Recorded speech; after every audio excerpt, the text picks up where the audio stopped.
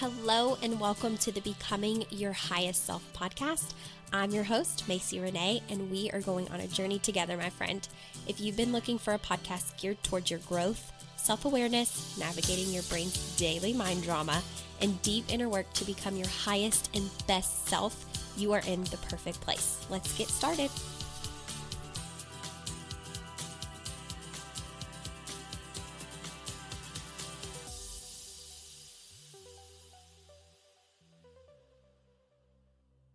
Hello, everybody. Happy Monday. Welcome back to Becoming Your Highest Self podcast.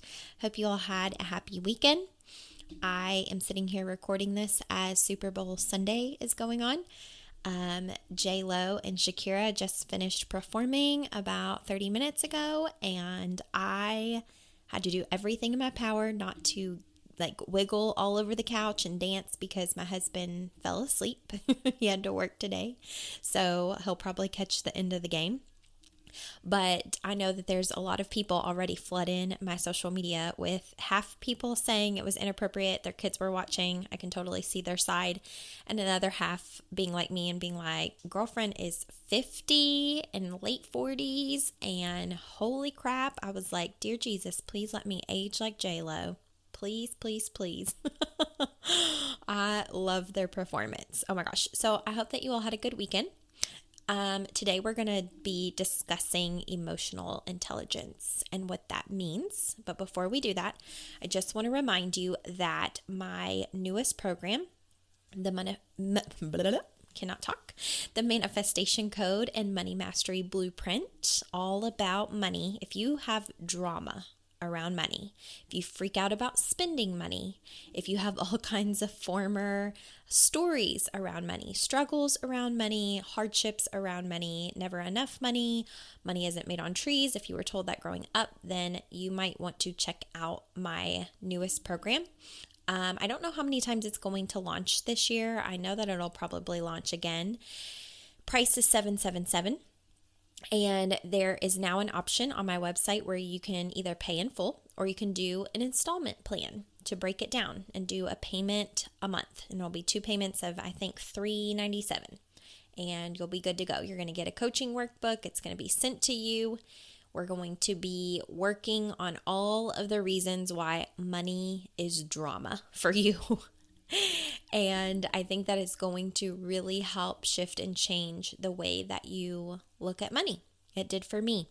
And keep in mind that if you're having drama around the price of the program, I want to just remind you, when coaches are charging whatever it is that they're charging for their program, it's not to be mean and it's not to totally throw you off or to get money from you. It is literally for a few reasons. One, a coach helps decrease the amount of time that you would spend learning the information. So for instance, with this money program that I am teaching you, it's a mixture of energy, law of attraction, money, all of that. If we're looking at the bigger picture, I've spent 6 years doing the studies combined. But if you look at last year alone, I spent my entire year last year learning money. And I spent $8,000 to learn what I'm teaching you for $777. Okay. So when a coach decides what they're going to charge, it isn't most of the time, depending on the coach, right? If their intentions are right, it's not to see how much can we get them to pay. It's literally the value that we feel we can charge at that time. And with this being a newer program, I definitely feel like I could charge more. Considering I spent so much last year and spent so much time learning this. And, I've tried to look up even free content to see, is this information out there for free? Because if it's out there for free, I would tell you, go get it for free.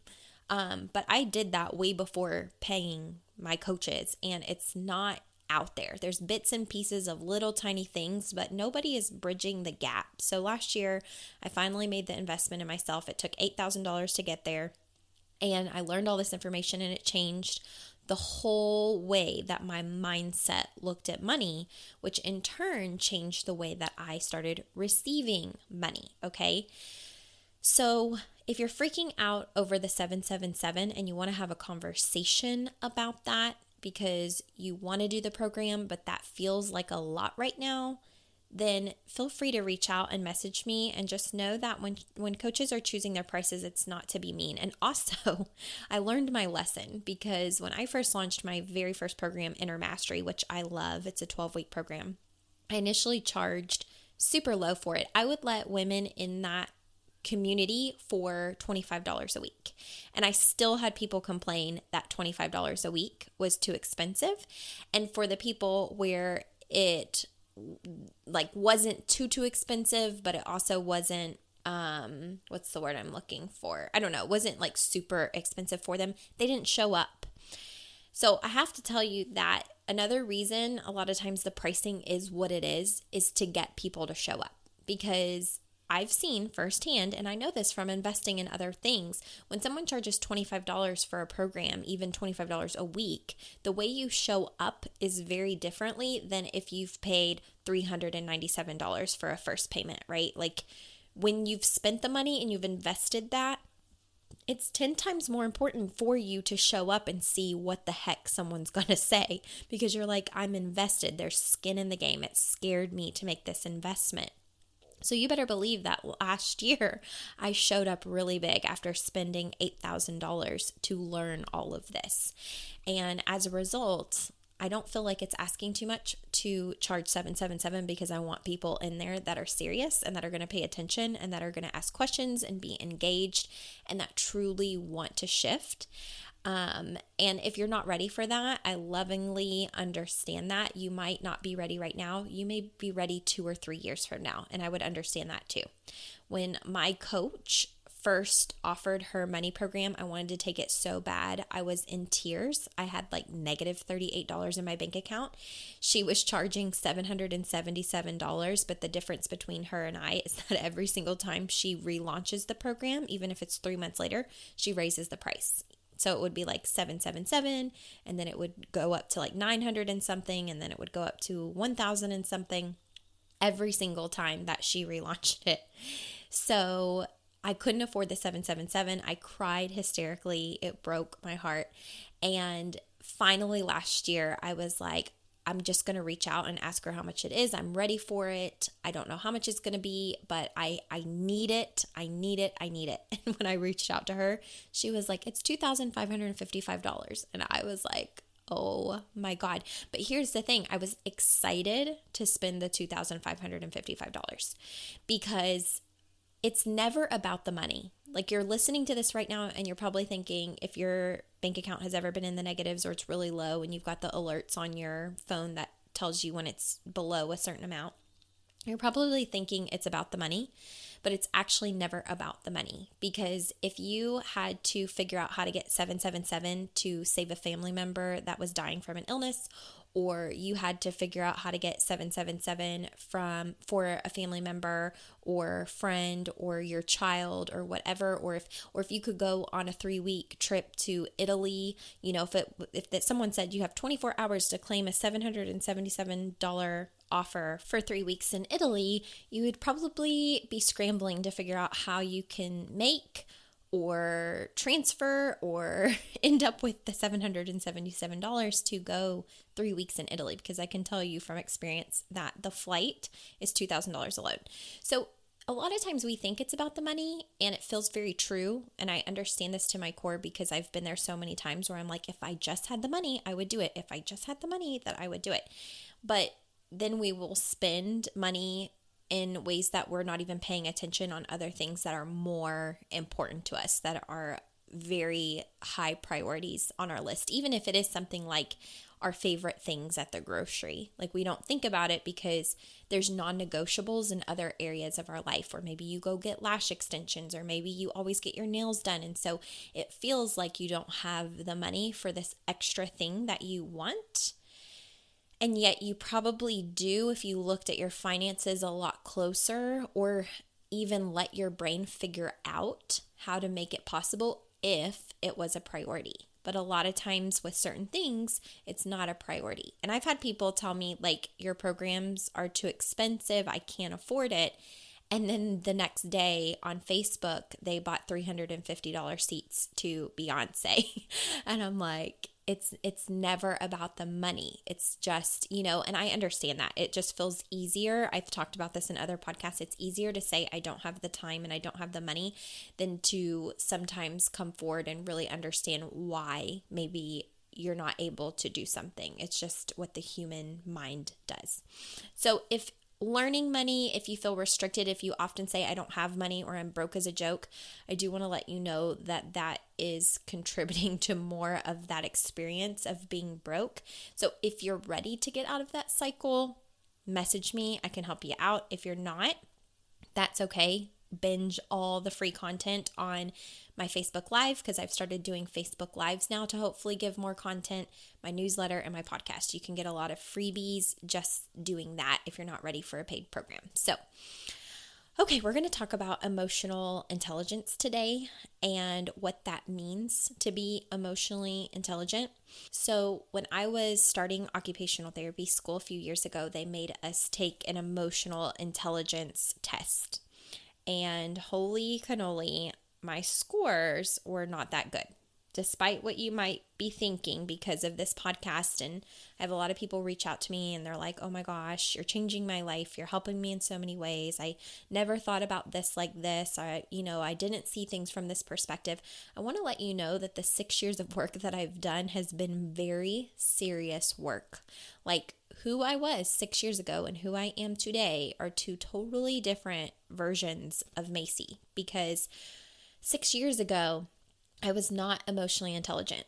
I scored on my test as having a very low score, even for grit. And grit is the ability to bounce back when you've been knocked down.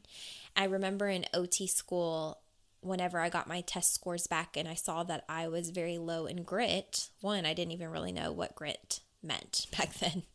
And when I Googled it and it said, this is someone's ability to keep going when they've been knocked down, I was like, yeah, I definitely don't have grit. And my professor was like, well, that's not going to work in occupational therapy school. Like, you're going to be knocked down a lot. What are you going to do if you get knocked down? And I'm like, I usually just quit. And he was like, well, that's not going to fly here unless you don't want to be an occupational therapist. And I remember crying over that, because I would, if I didn't do good at something, like if I wasn't perfect at it, I would just quit. It was like, there's no need to try again. And also, emotional intelligence covers a bunch of different things. I'm actually going to reference Inc.com to share a few things that this means, just to prompt me. I'm not going to read what they wrote, but I'm going to read the titles of what they wrote, because it's going to help me it's going to keep me from forgetting all of the ways that we're emotionally intelligent. So the first thing that they list is you think about feelings.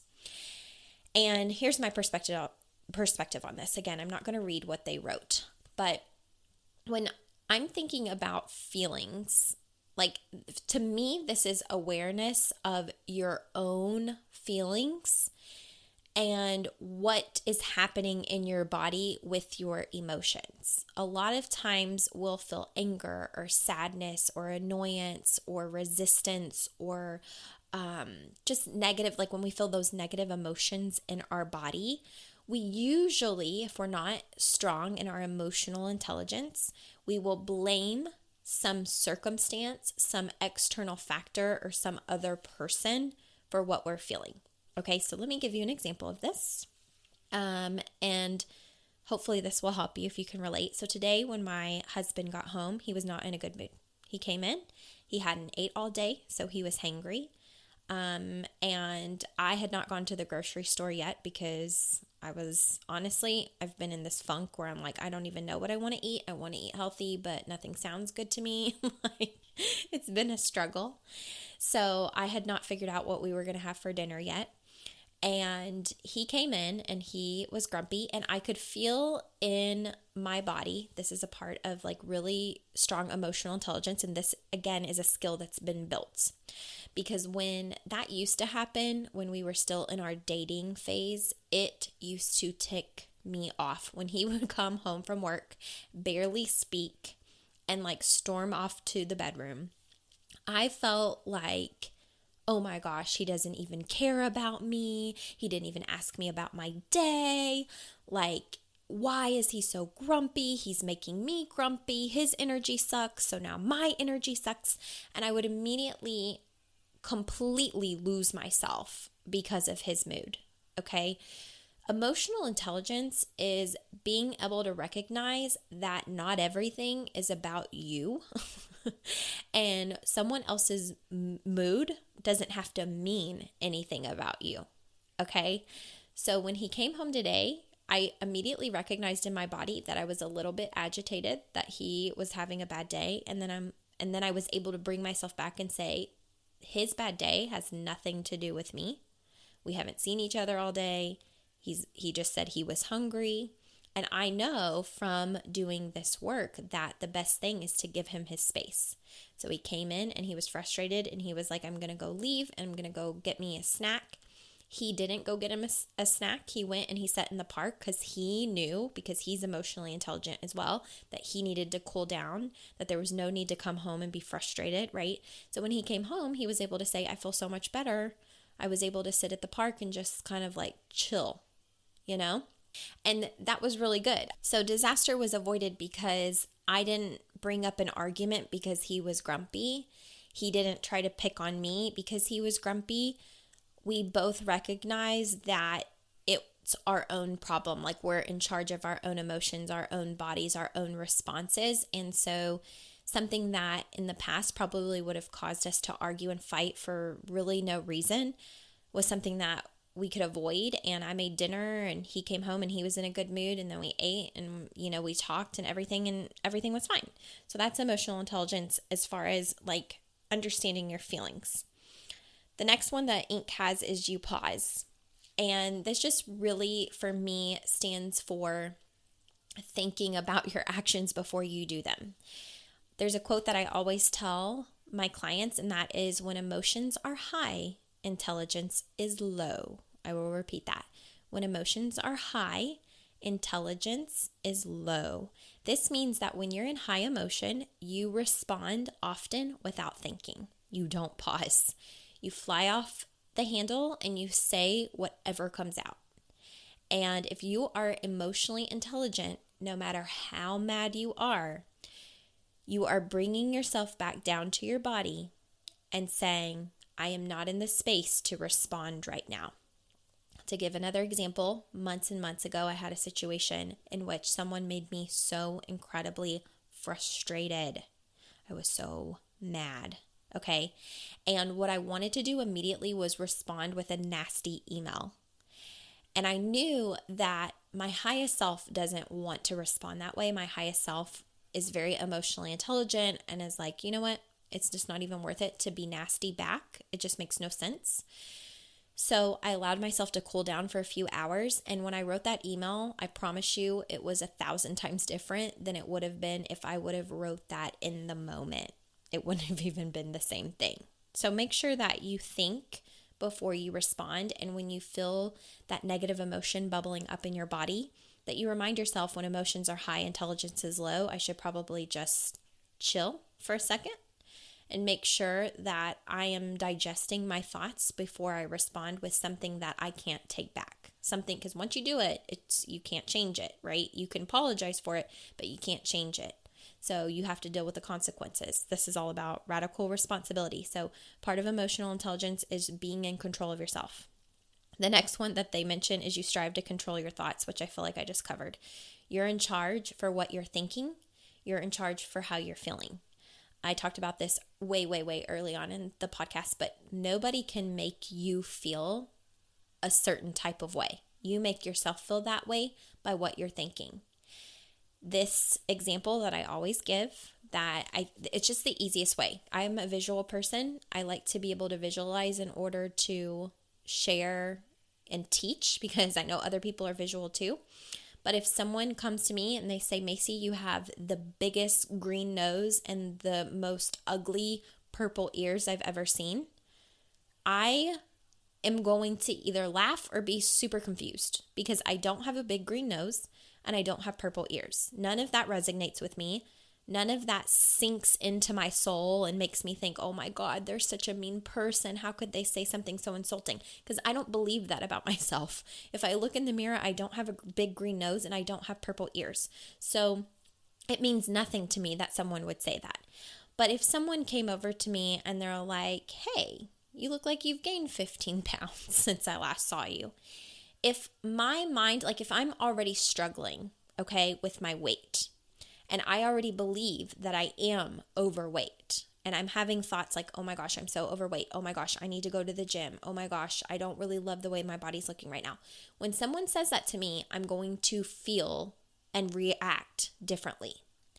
But it's not about what they said. It's about what I'm believing about what they said. If that same person said you have a big green ugly nose and large stupid purple ears, that means nothing to me. I don't believe that. I know that's not true. But if someone says you look like you've gained a few pounds, and I believe that I have, and I'm struggling with that because of my own mind, then immediately I'm going to be upset. And that is where people mess up, because then they're mad at the person who said it. And I'm not saying that somebody saying that is right.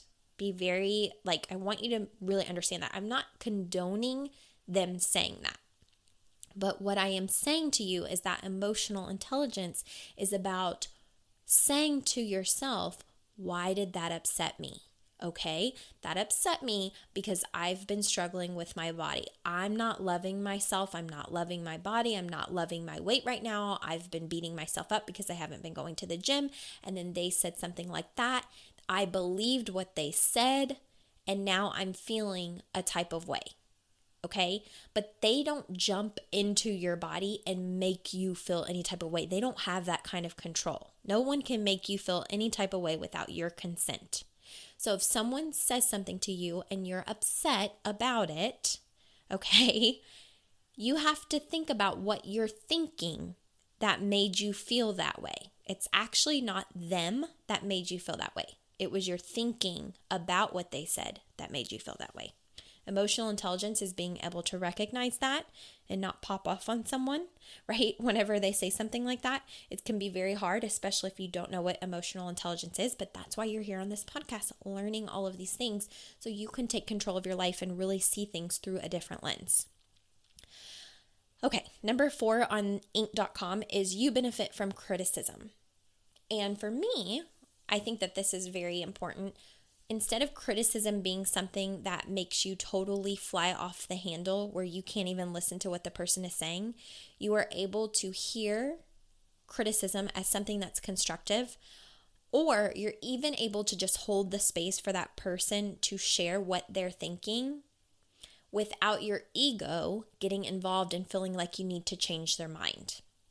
So I also understand that this is difficult as well, because when people are giving us criticism, it's very hard to sit with that and not rebuttal, especially when we don't agree with it, or more importantly, we don't see it. I think that this is something that coaches experience all the time, because it's not that coaches are criticizing clients, but coaches are offering a completely different perspective that a lot of times clients don't see. So I think, for instance, in my money program, I think that a lot of people are going to be triggered.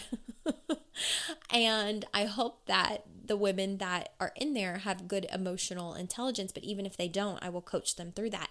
But it'll be important for them to have emotional intelligence to know that I'm not saying what I'm saying to pick on them or to criticize what they're currently doing.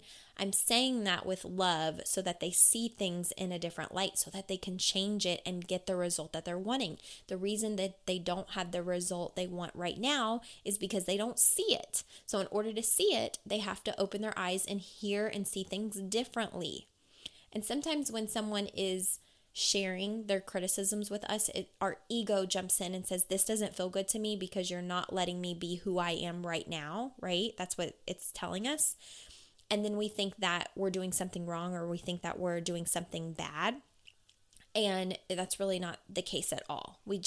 Emotional intelligence for this specific thing is being able to sit there and know you're allowed to take pieces of what you're hearing and really digest it and say, do I agree with that or do I not? In a very respectful manner. You don't have to argue back. You don't have to talk over the person when they're continuing to say what they're feeling. You can sit there and listen to everything they have to say and digest it and then say, okay, I agree with this and I don't agree with this.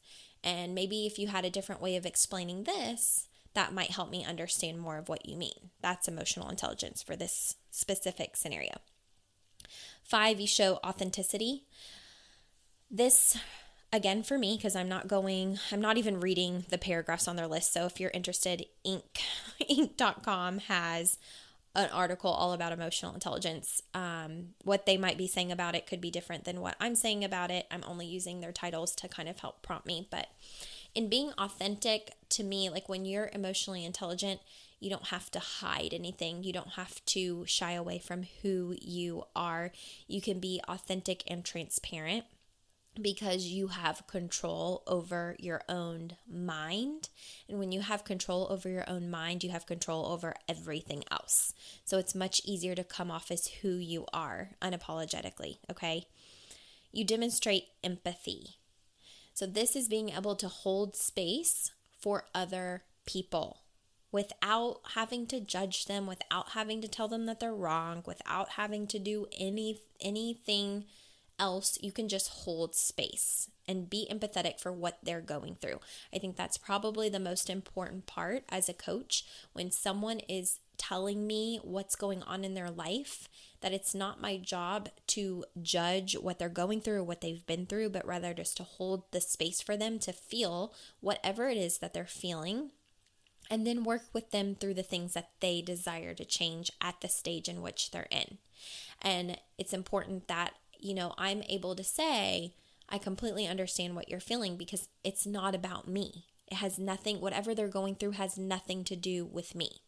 So if someone says that they're upset with something that you said, okay, you can look at that and say, okay, I don't have to be offended by that. Like, I can hold the space for them to be upset with me and really try to understand why they're upset with me, and be enough of a person to say, I'm sorry that you feel that way. I apologize that is how that made you feel.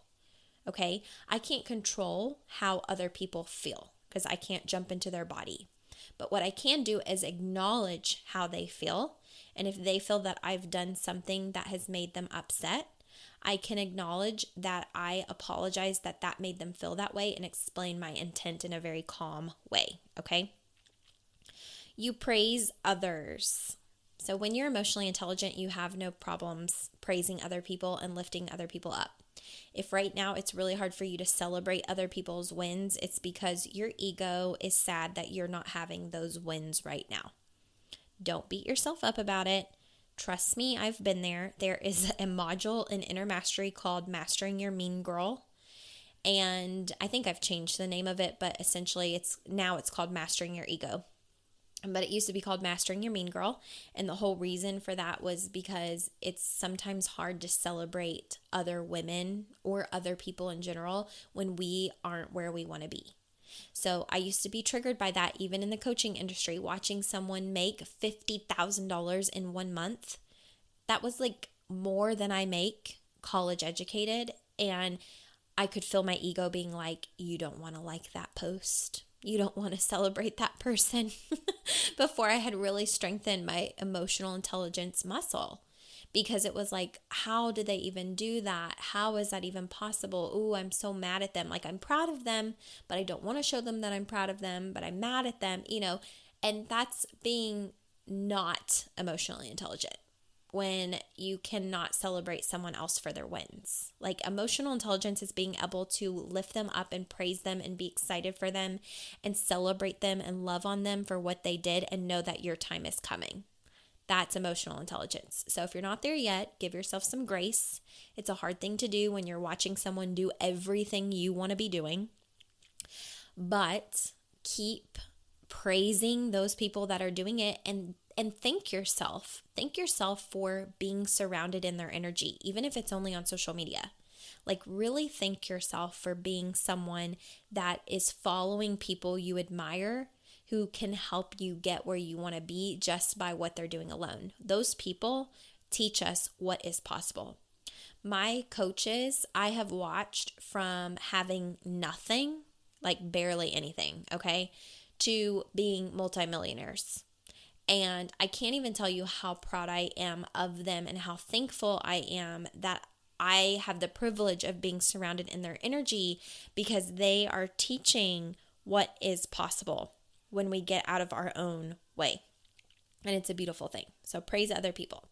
You give helpful feedback. So I feel like we kind of touched on this, but this is about giving positive feedback rather than the negative feedback. And negative feedback really comes again from ego, like feeling like you need to kind of push others down or manipulate to give feedback. So when you're giving other people feedback, do it with love, do it from a good place, recognize when your ego's trying to get involved, and do your best not to cause any additional harm. You apologize. Oh man, is that a hard one for people? It's hard to come and apologize. Again, why is it hard to apologize? Because the ego gets involved. Okay.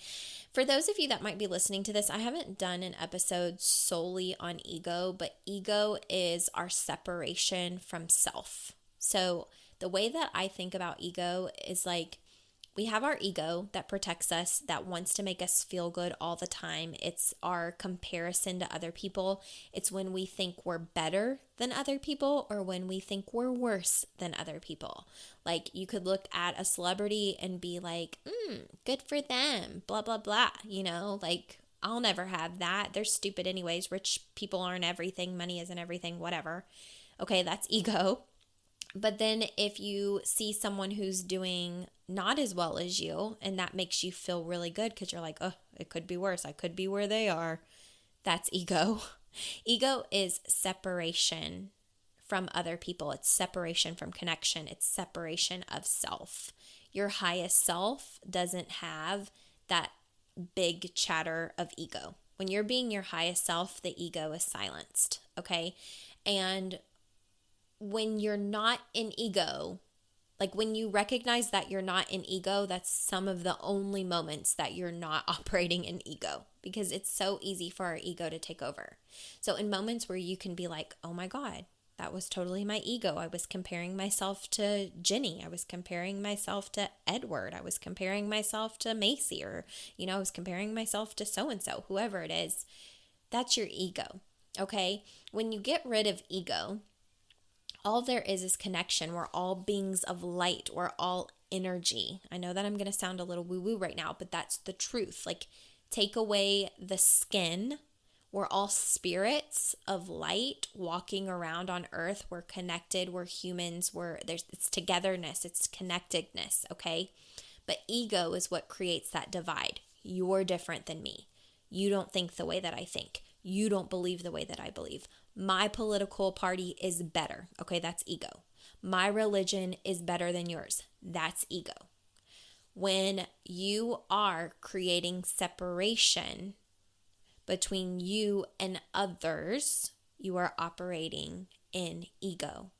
So the work here is to be able to hold space for other people, even if they have a different political opinion, even if they have a different religion, even if their thoughts aren't the same as yours, even if you're on 2,000 different pages with your sister-in-law, your brother-in-law, your mom, your dad, whatever, even if their thinking is totally different, emotional intelligence is being able to hold space for them, empathize for whatever they're saying, listen to what they're saying, and rather than feel like you are going to jump down their throat or, harm them because you don't agree that much, can you just sit with it and accept that they have their opinion and that you have yours? Respect theirs, and hopefully they will respect yours. And even if they don't respect yours, you're being your highest self, you're emotionally intelligent, you can control what happens because you're in control of your thoughts and you're in control of your feelings. Okay.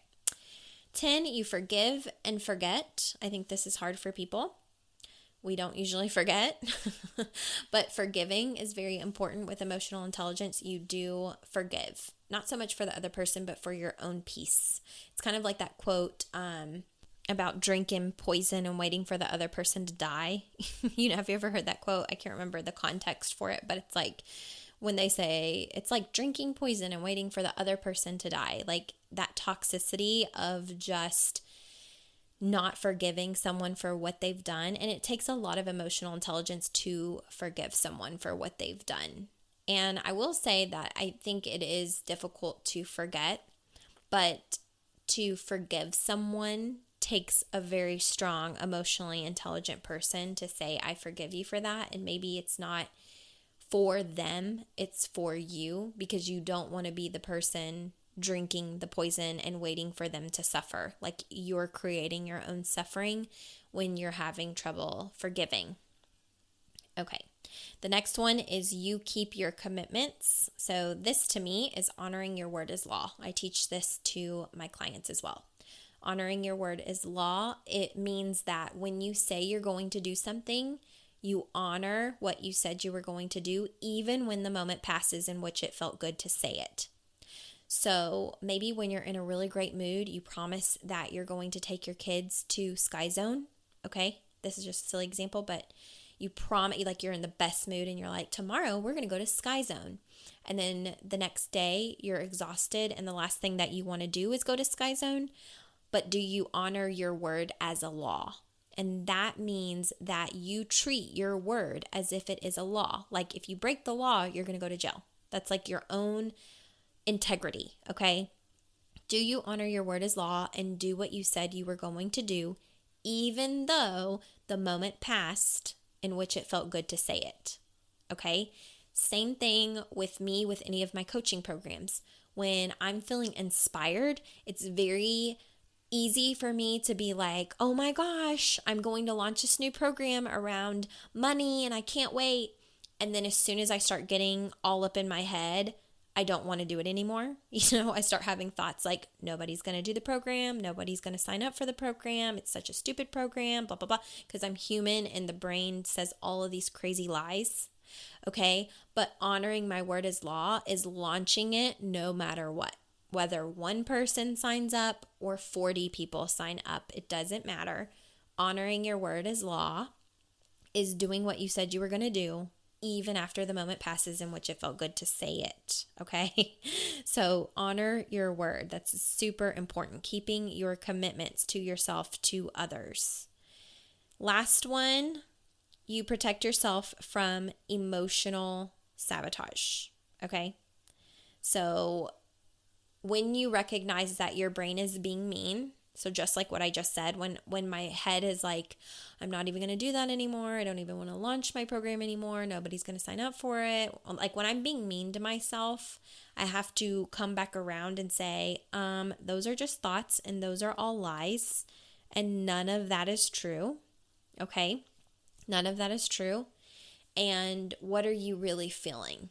And it ultimately comes down to, when your brain is being mean to you, especially about this specific thing, is feeling fear, right? Like, maybe wanting it to be a certain way and then being afraid that it's not going to turn out that way, or being like, I hope you don't forget what you're going to say on this coaching model, and then totally like getting all up in my head and being mean to myself.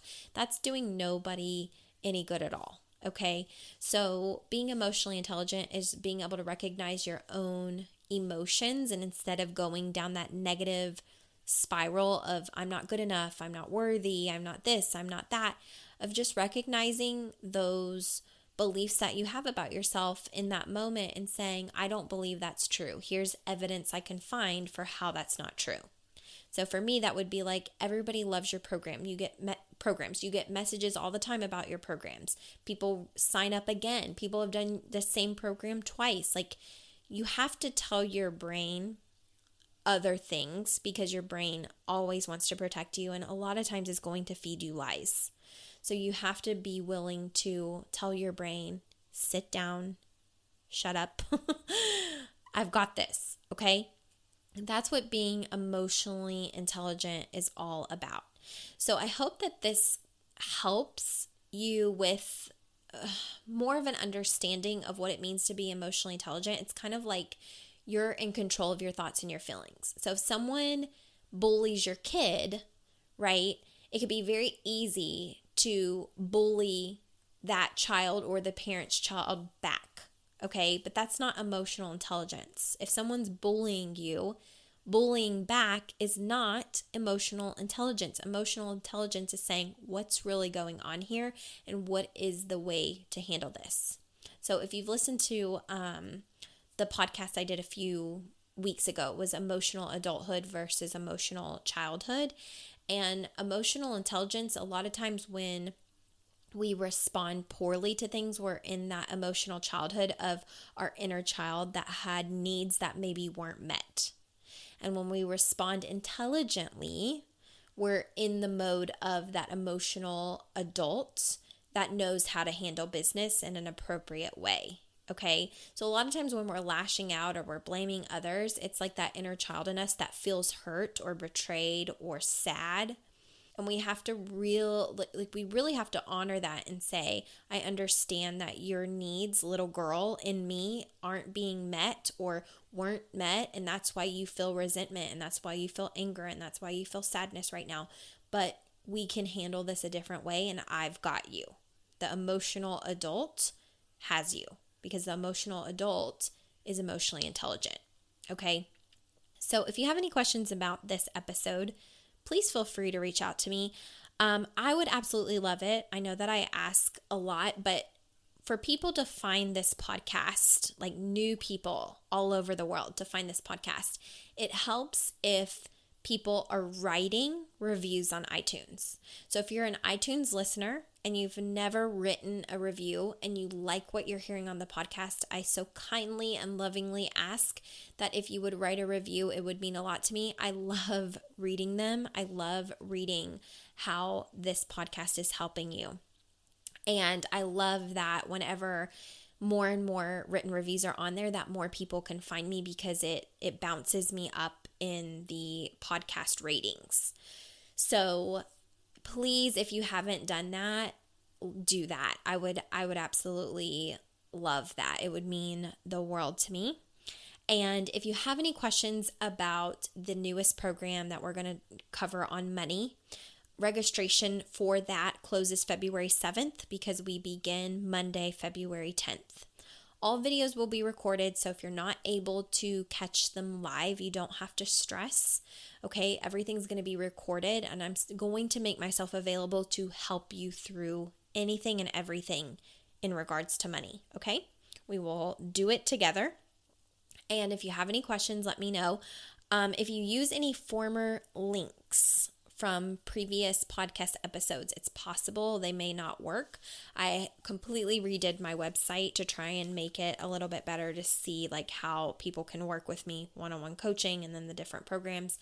So the best thing that you can do is go to macierenae.com, and that's MACIERENAE.com. and click ways to work with me, I think is what it's labeled now. And if you scroll down to the manifestation code and money mastery blueprint, you'll see all the information for the new program. Again, it's $777.